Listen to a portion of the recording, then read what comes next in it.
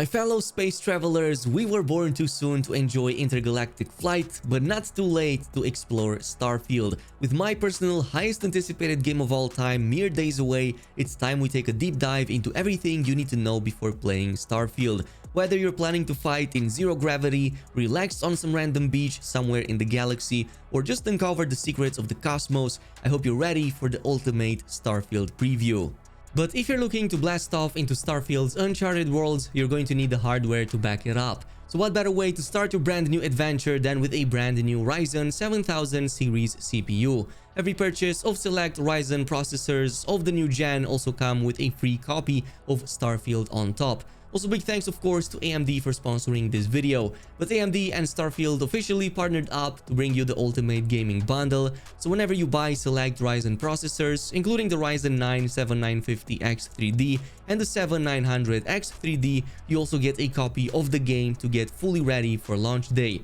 The Ryzen 9 7950X3D is a complete powerhouse, providing top-of-the-line processing power, including 16 Zen 4 cores, 32 threads, and a massive on-chip memory that makes it the current fastest gaming CPU on the market. You'll also really feel the difference in performance boost, letting you enjoy space exploration at the highest possible settings. And it also comes with the premium edition of Starfield, so you get the perfect combo between power and extra goodies. Additionally, AMD continues to be the leader in advanced packaging technology with the AMD 3D V-Cache tech, which delivers you an unparalleled gaming performance. So definitely check out AMD's 7000 series CPU bundles using my links down below and get a free copy of Starfield with your next upgrade. Also, big thanks to the team for the sponsorship, and now back to the video. Now, your journey early on will bring you to the character creation, and I'm sure many of you will spend hours upon hours just here alone. Starfield offers an extensive character creation screen which has been completely overhauled to provide players a wide range of customization options, more so than ever before. You can choose from a lineup of 40 presets serving as starting employee profiles, or dive deeper and fine-tune your own unique character to your liking. Options range from body types, walking styles, facial features, hairstyles, accessories, and everything else in between. Bethesda really added more options than ever before, and the system appears to be really intuitive with many sliders to fine-tune your options. This is also the place where you can choose your background. There are close to 20 different backgrounds to pick here, which provide the backstory as well as 3, sometimes even up to 5 different starting skills. For example, you could choose to be a bounty hunter and get skills that help you with piloting ships and dogfights, as well as aid exploration via the boost pack. Or maybe become a chef and learn to craft the best specialities, which might or not open up different rooms for you in later stories. These backgrounds don't just help you with day-to-day gameplay, but will also influence dialogues, possibly opening up additional objectives as you progress. Now, traits is the second step after backgrounds. They are completely optional and come with their own advantages as well as disadvantages. You can pick up to 3 traits from the character creation screen, or none at all should you choose to. Some of these traits can range from having gameplay advantages, like for example, being capable of dealing more damage at low health via the wanted trait, but this comes at the cost of having random mercenaries pull up on you, trying to take you down. But there are plenty more that can fit an RP role, such as having an adoring fan that follows you incessantly everywhere, but they can also join your crew and provide extra gifts. Or extending to having your own parents and family to visit, even more so the notoriously funny dream house, in which you can start with a house, but you have to pay mortgage on it, otherwise risk eviction. Whichever of these you pick, there will be a way to remove them later on should you choose to. But the final step in bringing your character to the next level is, well, leveling and the skill system. Starfield features 5 different skill trees in categories I'm sure Fallout fans will be familiar with, such as combat, social, tech, and so on. There are dozens of skills to unlock for each skill tree, and each skill can be ranked up to 4 times to increase its bonuses.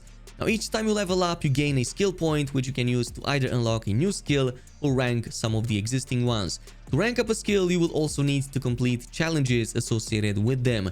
These will become increasingly more difficult at higher ranks, but will totally be worth it for the extra bonuses. And many of these can be complete game changers, like having the boost pack, likely what's going to be the most popular skill to have, as this lets you more easily travel on planets, jetpack over obstacles, reposition, or just soar through the skies for your own fun.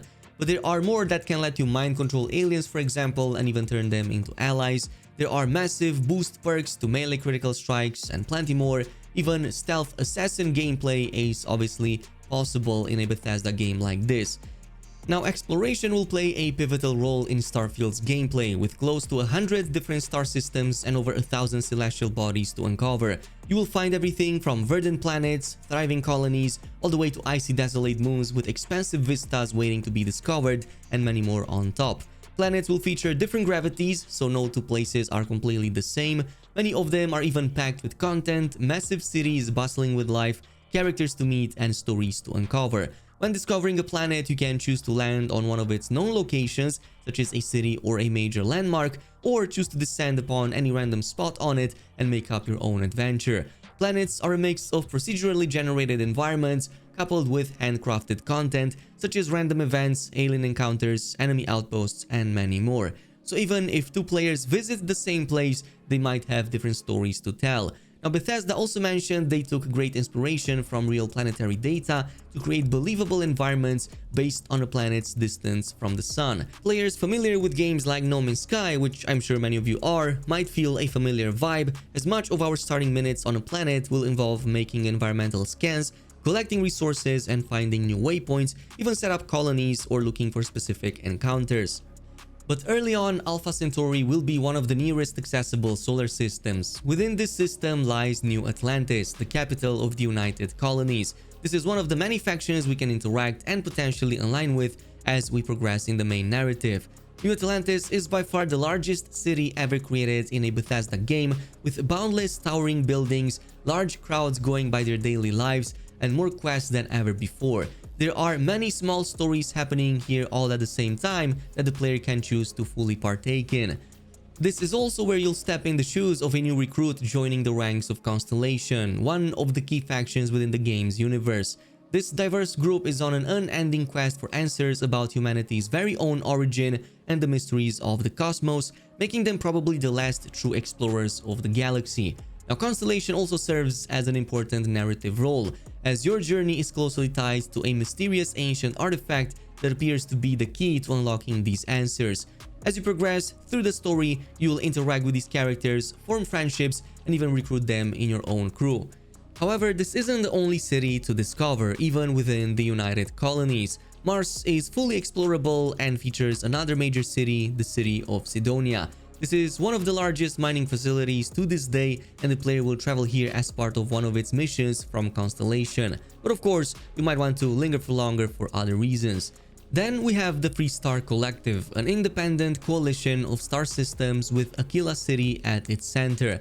This serves as its capital, a bustling hub where different cultures converge, and citizens here value freedom and individualism above everything else. Again, this is not the only city we can explore here. Neon is the next one, initially a fishing platform, which has evolved into a renowned pleasure city within the Free Star Collective. With a vibrant nightlife, Cyberpunk fans should feel right at home in this one, but just like in the case of Cyberpunk, not everything is what it seems, and there might be more dangers lurking beneath the shadows. Located entirely on an aquatic planet, Neon is a notable commercial hub and is recognized as a place where almost anything goes, catering to a diverse range of desires and lifestyles. Now, having your starship up and ready will offer you the possibility to reach these places and explore the vastness of space. It's by far my most anticipated feature, as it provides access to dogfights, piracy, exploring derelict ships, and many more on top. Starfield offers a lot of random encounters in space, just as how they do on planets, and not all of them will actually be friendly. From strangers who just want to seek out companionship, to deadly pirates who want to blast you on sight, all the way to space stations you can discover, these are all possible within the realms of Starfield. Frontier is probably the most well-known ship we've seen, however there are many more named faction models we can find, and even more generic ones that can fit different roles. Your grav drive is what's going to power up your ship and bring you to destinations faster, letting you jump light years to your next solar system. So this is something that you're going to eventually want to provide better upgrades for, so that you can reach the furthest places light years away. Now, piloting lets you switch between first-person and third-person camera mode for a better view of your surrounding space. A really cool mechanic, however, here is the power allocation system. So you will have a finite amount of power that you can run through each of the various ship's subsystems, such as shields, grav drive, weapons, and so on. and you can then choose to redirect some of that power on the fly to a specific sub-function. Say for example you're in a fight, while you don't really need the grav drive because that's only used in space travel and warp driving. You can instead redirect some of that power to your shields to better protect the ship, or maybe even to your weapons to better take down the enemies. But there are of course many more options on top. Ships in Starfield offer a very deep and complex customization system to the point that it almost becomes a character on its own. Your ship is not just the one that carries you, but it's also your companion. You can buy, sell, upgrade, design, even hire an entire crew to upkeep your ship. All of this starts at the spaceport. Every spaceport in the galaxy has its own technician, which lets you further buy, sell, and modify your ship. The customization here goes really deep, letting you quickly upgrade various ship systems or deep dive into the build mode. There are dozens, if not hundreds of parts to mix and match into almost anything you can imagine. From small, nimble crafts, more suitable for infiltration, to cargo ships, even mechs if you truly want that. Every single module serves its own purpose. So you can add living quarters for example and bring in more crew members to upkeep your ship, maybe add extra cargo space, more control rooms, better engines, weapon systems, and so on, all the way to improving the grav drives to warp for even longer distances. The game lets you fully customize the paint job as well, all the way up to the interior decoration, models, and so on. But piracy is totally an option in this game. This is where you can put your piloting skills to the test, and there are unlocks in the game that provide big advantages in combat. If you want to bring your dogfight play to the next level, skills like the targeting control system can let you zoom on specific subsystems of the enemy ship so that you can take it down more effectively. The game then offers the possibility to turn that enemy ship into scrap, but instead you could choose a different approach, a more personal one, and forcefully dock to take down the crew inside and claim that ship for your own. That's probably what I'm going to do most of. I'm going to just go in, take down ships, dock inside, and take it as my own. So yes, piracy is totally possible, and then you can add that either as an extra ship to your fleet or turn them into a profit at a nearby spaceport. Now obviously this would not be a Bethesda game without companions and romance options. The game includes over 20 companions that can be recruited to assist you in your adventures. As the story unfolds and you meet new and interesting characters, you can form friendships with them, complete quests, and eventually this can even lead up to romance. Just like in previous Bethesda games, companions can be brought in adventures with you to provide help in and outside of combat. But what's cool is that Starfield also lets you have your own crew to run your ship and your outposts, and there are several spots that can be designated with different companions in mind. The skills that these companions come with offer different advantages that you can use to run your ship or your outpost, so there's a decision factor to be made here too. Now you can meet additional crew members in many more ways than just the story or the faction alignment. You can also meet them randomly out when exploring. Sometimes they will even come to you in searching for companionship. You can also hire additional members at spaceports should you need to. But just like in the case of ships, Outposts is the other major feature of the game. You can create your own colony almost anywhere on any planet. My fellow No Man's Sky players should feel right at home here, no pun intended, as it's likely where we're gonna spend most of our hours into setting up our perfect base or home on the next desolate moon that might just admire a beautiful night sky. The reason here isn't just purely for roleplay, even though that is big enough of a reason in and of itself, but you can also create a resource extraction outpost and gain additional materials while you're doing something else. Planets can be probed for their resources and will play a major role into higher grade upgrades later on. Now such modules will have a cost in various metals like aluminum, lead, and so on, so there's going to be a cost associated with building your outpost. However, the build mode offers two different camera modes, including a top-down isometric option which lets you better plan your structure, see from above, and plan the layout better ahead, and also a more personal one with the on-foot camera, which you can switch to decorate the interior and provide finer details inside. The possibilities here are endless, as there are hundreds of modules to pick between and combine into your new home. Once you're done with the place, you can even hire crew members to upkeep it as you're running and doing things different in other parts of the galaxy. Now, itemization is going to be huge in Starfield. An almost overwhelming assortment of gear options, weapons, and upgrades can be found and mixed in this game. Various trailers already showed tier levels, with legendaries being possible drops that we can find while exploring. So we will really want to scour every corner, every container, loot every single body left behind in the hopes of getting better loot and getting the next best upgrade. Equally, weapons got a lot of love with a full-on customization system that lets you upgrade them with scopes, magazines, different ammunition types, suppressors, and many more on top. The crafting module will let you create and modify these, but you can obviously choose to go more hands-on with melee weapons instead if you want to. Starfield also features several in-game weapon manufacturers, so it's interesting to see how these play a role into the types of weapons that they create.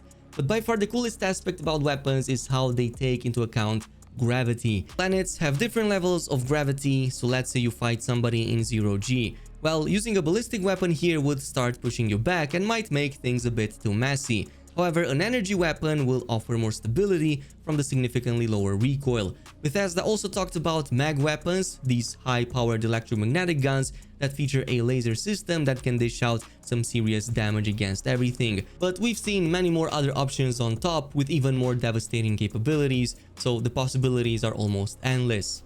This also comes with an improved combat. While some of the early previews' jankiness didn't impress, the latest gameplay showed how much of a progress Bethesda made, and everything feels more dynamic and more fluid in the style of animations played during gunplay. Bethesda has mentioned that they really overhauled their combat with Starfield, and so far it looks quite impressive. Many gameplay scenes, in fact, I admire because they seem to be way less bullet spongy than some of their previous games, especially Fallout 4. But on a final note, Starfield fully launches on September 6th or September 1st if you buy the premium edition, which comes with a 5-day early access. There are two versions you can buy of it, including the standard $70 edition, which is available both physical as well as digitally, but the premium edition is what I'm personally going with. This comes with that 5 days early access, the Shattered Space story expansion, which will drop at a later date, the Constellation pack, which includes the Equinox laser rifle, spacesuit, helmet, and boost pack, and access to the digital art book as well as its original soundtrack. However, there's also going to be a premium edition upgrade if you want to purchase that separately at a later date, especially if you are convinced by the 5-day early access. Otherwise, you can just stay with the standard edition. And that is pretty much it with the game. Let me know down below what's the one thing you're absolutely looking forward to do first in the game. There's going to be a lot of Starfield coming on the channel, so definitely make sure you like this video, leave a comment down below, and subscribe for more, and I'll see you in the next one.